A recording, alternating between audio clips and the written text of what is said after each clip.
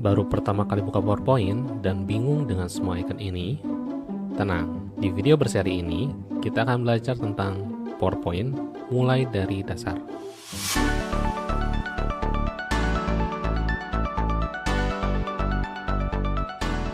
Izinkan saya memperkenalkan diri terlebih dahulu. Kenalkan, nama saya Erik dari Presenta. Saya merupakan guru di salah satu sekolah menengah kejuruan. Saya juga merupakan visual designer di Presenta. Dan saya sudah lebih dari 10 tahun menjadi seorang presentasi designer, terutama dengan software PowerPoint. Nah, seperti yang sudah saya sampaikan sebelumnya tadi, di video pertama ini kita akan belajar tentang apa itu PowerPoint dan bagian-bagian antarmuka dari PowerPoint itu sendiri. Mari kita mulai. Yang pertama, apa sih sebenarnya itu PowerPoint? Jadi, PowerPoint itu merupakan aplikasi yang dibuat oleh Microsoft dan dia merupakan keluarga dari Microsoft Office. Yang mana secara umum Microsoft Office itu terdiri dari Microsoft Word untuk pengolah kata, Microsoft Excel untuk pengolah data, dan juga ada PowerPoint yang berguna untuk membuat slide presentasi. Versinya macam-macam, ada yang versi 2013, 2016, 2019, 2021, atau ada juga versi Office 365. Untuk video ini, saya akan mendemokan dengan Office 365. Harusnya ini tidak terlalu jauh tampilannya dengan Office 2021 ataupun 2019. Dan mungkin agak sedikit berbeda dengan Office versi sebelumnya. Tapi itu tidak masalah, karena kita akan membahas mulai dari dasar terlebih dahulu. Selanjutnya, apa sih sebenarnya fungsi dari PowerPoint itu sendiri? Fungsi utama dari PowerPoint adalah membantu presenter atau orang yang menyampaikan presentasi untuk menyampaikan gagasan sehingga audiens akan lebih mudah memahami apa yang disampaikan oleh presenter tersebut. Jadi dia hanya sebagai alat bantu untuk menjelaskan suatu hal, suatu gagasan. Bukan yang merupakan teks atau contekan dari presenter, dan juga dia bukan menampilkan hal-hal yang tidak ada hubungannya dengan materi tersebut. Nah, itu fungsi utama dari PowerPoint. Lalu di manakah PowerPoint biasa digunakan? Seperti yang kita ketahui bersama, PowerPoint hampir digunakan di seluruh bidang di kehidupan ini. Mulai dari bisnis, pemerintahan, pendidikan, ataupun bidang-bidang lain yang sering melakukan presentasi. Sebagai contoh, misalnya di bisnis atau pemerintahan, PowerPoint biasa digunakan untuk menampilkan presentasi proposal proyek, laporan bisnis bulanan atau tahunan, presentasi progres proyek, atau urusannya dengan klien misalnya, presentasi dengan klien. Itu di bidang bisnis dan pemerintahan. Untuk di bidang pendidikan, contohnya adalah ketika dosen memberikan materi ke mahasiswa, biasanya menggunakan PowerPoint. Siswa mempresentasikan tugas, itu juga biasanya menggunakan PowerPoint. Dan yang lebih umum adalah ketika seorang mahasiswa mempresentasikan skripsinya. Itu seringkali menggunakan PowerPoint.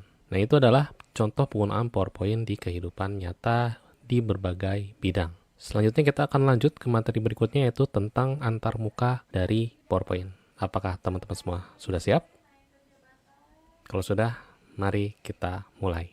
Untuk membuka PowerPoint, kita bisa mulai dengan mengklik menu Start. Lalu kita cari aplikasinya, yaitu PowerPoint. Lalu kita klik di icon yang ini. Tunggu beberapa saat. Nah, inilah tampilan ketika kita membuka aplikasi PowerPoint untuk pertama kali. Di bagian samping ini ada bagian di mana kita bisa membuat file baru atau membuka file yang sudah pernah kita buat. Dan di bagian bawah ini ada bagian pengaturan dan juga bagian akun. Lalu di bagian atas ini adalah bagian template. Kalau kita perhatikan di sini ada banyak sekali template ya. Apalagi kalau kita klik di More Themes ini, itu akan lebih banyak lagi. Dan bagian bawah sini adalah menunjukkan file-file yang kita pernah buka dengan aplikasi PowerPoint. Nah, kali ini kita akan coba mulai dengan menggunakan template blank ya. Caranya dengan mengklik pada bagian blank presentation ini. Kita klik, maka tampilannya akan berubah menjadi seperti ini. Nah, ini tampilan awal ketika kita membuat file PowerPoint baru. Kita akan coba pelajari sedikit tentang bagian utama dari aplikasi PowerPoint ini. Yang pertama, itu yang paling besar bagian sini, ini namanya adalah slide pane. Slide pane ini bagian dimana kita mengedit slide tersebut, mulai dari menambahkan teks, menambahkan gambar, atau mengatur posisi, dan juga untuk mengkostumasi sesuai dengan kebutuhan kita. Ini akan sering digunakan karena ini bagian utama dari aplikasi PowerPoint. Lalu kita ke atas dulu sebagian sini. Ini namanya adalah Quick Access Toolbar. Jadi kalau tampilan teman-teman agak beda, tidak masalah ya, karena ini sifatnya bisa kita custom. Mungkin di teman-teman hanya ada save, undo, redo, presentation, dan juga beberapa yang lainnya. Tapi tampilan saya agak berbeda karena saya menambahkan fungsi-fungsi tertentu agar saya bisa lebih cepat mengakses fungsi tersebut ya, Quick Access Toolbar. Kita ke bawah sedikit, ini ada namanya menu ribbon, dan bawahnya adalah ribbonnya. Di ribbon dan menu ribbon ini satu satuan ya. Jadi kalau kita klik di menunya, maka ribbonnya akan berubah sesuai dengan nama menu yang kita pilih. Misal di menu insert ini, ribbonnya akan muncul fungsi-fungsi untuk menginsert sesuatu, untuk memasukkan sesuatu. Mulai dari slide baru, tabel gitu ya, gambar, bentuk, icon, bahkan teks dan juga video bisa kita masukkan di bagian ribbon insert ini. Lalu misalnya contoh lainnya adalah di bagian desain. Nah ini ribbonnya berisi tentang desain-desain atau template yang bisa kita pilih ketika membuat presentasi.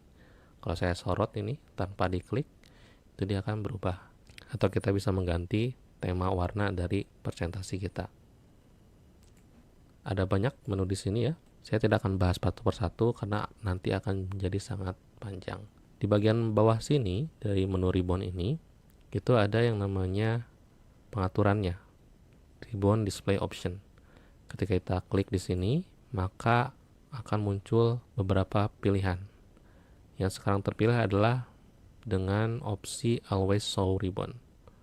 Artinya ini akan selalu muncul. Bagaimana kalau kita pilih yang full screen mode? Saya klik. Nah, ini maka menu di ribbonnya hilang. Jadi tampilannya sangat full, betul-betul full, hingga menu ribbonnya itu disembunyikan dan kita tidak bisa dengan cepat untuk mengakses menu ribbon tersebut. Nah, untuk mengembalikannya lagi, kita klik di titik 3 ini ya. Maka dia akan muncul, lalu kita klik lagi di sini.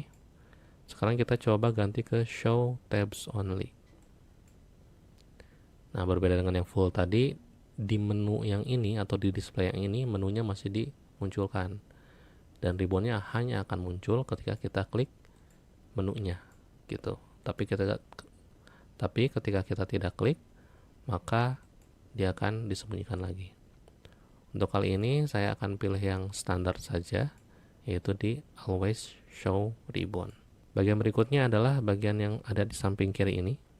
Ini namanya thumbnail pane. Bagian ini berfungsi untuk menampilkan slide-slide yang sudah kita buat.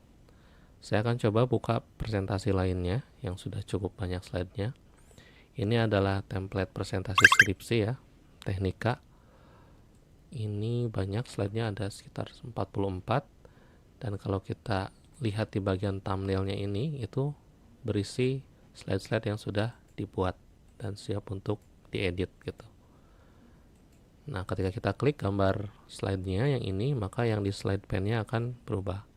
Klik sini, dia juga akan berubah dan bisa langsung diedit gitu, sesuai dengan keperluan. Nah, di thumbnail ini juga kita bisa atur posisi dari slide-nya. Kalau kita perhatikan di sini ada angka-angkanya ya, 1, 2, 3, itu menunjukkan urutan slide tersebut akan ditampilkan. Yang satu berarti akan dimunculkan pertama, setelah itu kedua dan ketiga seterusnya. Dan kita bisa atur posisinya dengan cara mendragnya. Caranya misal kita akan pindahkan yang slide yang kedua ini menjadi yang pertama ditampilkan. Maka kita bisa klik yang ini, tarik ke atas, maka dia akan menjadi yang pertama. Sedangkan ini menjadi yang kedua. Kita kembalikan lagi, tarik seperti itu. Itu untuk mengatur posisi. Lalu kita juga bisa mengatur lebar dari si thumbnail ini. Caranya dengan menempatkan kursor di bagian garis ini ya. Lalu kita tarik ke arah kiri. Nah, dia akan mengecil, dan tarik ke arah kanan untuk memperbesar, dan maksimalnya di seperti ini. Atau bahkan kita bisa sembunyikan, tarik hingga kiri mentok. Nah, maka dia akan tersembunyikan. Dan ada tulisannya thumbnails gitu ya. Ketika kita klik di sini, maka dia akan muncul kembali. Itulah bagian yang dinamakan thumbnail. Berikutnya, bagian yang tidak kalah penting ketika kita melakukan presentasi, yaitu bagian notes pen. Notes pen ini sesuai dengan namanya berfungsi untuk menyimpan notes atau catatan. Tempatnya itu biasanya ada di bagian bawah. Kalau teman-teman tidak muncul, seperti ini kan tidak muncul nih, kita klik di bagian notes ini, klik, maka dia akan muncul di bagian sini. Tapi secara default dia akan dimunculkan di bagian bawah seperti ini. Kalau tidak muncul, kita bisa klik di bagian notes. Nah, ini fungsinya untuk menuliskan catatan ketika nanti presentasi. Misal di sini saya buat catatan 1. Nah, catatan lainnya kita bisa juga tambahkan di slide lain. Catatan 2. Jadi catatannya itu akan dimunculkan sesuai dengan slide yang ditampilkan. Bukan jadi catatan yang digabungkan seluruhnya, tapi dia dimunculkan sesuai dengan slide yang diberi catatan tersebut. Misal kita akan coba tampilkan ya. Nah, ini tampilan dari presenternya yang tidak dilihat oleh audiens. Jadi catatannya akan muncul di bagian kanan ini. Catatan 1, slide 1 ya. Catatan 2-nya di slide berikutnya. Jadi dia dimunculkan sesuai dengan slide yang diberi catatan. Seperti thumbnail juga, kita bisa mengatur posisinya atau mengatur ukurannya ya. Kalau teksnya banyak, kita bisa atur supaya kelihatan semuanya. Kalau mau sembunyikan, tinggal tarik ke arah bawah atau kita klik bagian notes ini. Bagian berikutnya adalah bagian view mode. Letaknya di bagian kanan bawah ini. Mulai dari ada bentuk-bentuk icon seperti ini, dan juga ada bagian untuk mengatur zoom dari gambarnya atau slide-nya. Kalau saya tarik ini ke arah kanan, maka akan zoom gitu ya. Kalau kita tarik sini, dia zoom out. Bisa juga diklik si icon-iconnya, atau shortcutnya itu pakai tombol kontrol dan scroll seperti itu. Lalu kita juga bisa mengatur nilai zoomnya secara manual kalau diperlukan. Atau kalau misalnya kita agak repot untuk scroll atau geser-geser, bisa klik ini aja, klik, maka dia akan dibuat fit dengan ukuran slide-nya. Itu bagian zoom-nya ya. Lalu di bagian samping sini ada tadi yang saya sebutkan, ada icon-iconnya. Kalau kita sorot sini, itu ada nama-namanya. Sekarang yang terpilih ada mode normal. Mode normal itu berarti thumbnailnya ada di samping, catatannya di bawah, menunya ada di atas gitu ya. Dan juga si slide pane-nya muncul seperti itu. Tapi ketika kita klik slide sorter yang ini, klik, maka tampilnya akan berubah. Tampilannya menjadi full di bagian slide pane gitu. Tapi di slide pane-nya banyak slide-slide yang sudah dibuat. Thumbnailnya disembunyikan, notes-nya disembunyikan, dan sesuai dengan namanya, slide sorter ini berfungsi sebagai pengurut dari slide-nya. Kalau kita tadi coba di bagian thumbnail, nah di sini juga kita bisa melakukan pengurutan slide-nya, bahkan lebih fleksibel. Kita bisa tarik ke atas bawah gitu ya, dengan lebih cepat. Itu slide sorter. Nah, view berikutnya adalah reading view. Kalau kita klik di sini, maka tampilannya akan hanya satu slide saja. Tapi masih ada menu-menu seperti ini. Next-nya ada, Previews-nya ada, terus ada tombol close, dan taskbar di bawah juga masih dimunculkan. Untuk majunya klik next, untuk mundurnya pilih Previews, dan kalau kita klik yang tengah ini akan muncul menunya. Gitu. Itu di bagian reading view, bukan di bagian presentation ya. Nah, sebelahnya itu ada slideshow. Kalau kita klik slideshow ini, maka presentasi akan ditampilkan, dan view ini yang biasa digunakan untuk menampilkan presentasi di depan audiens.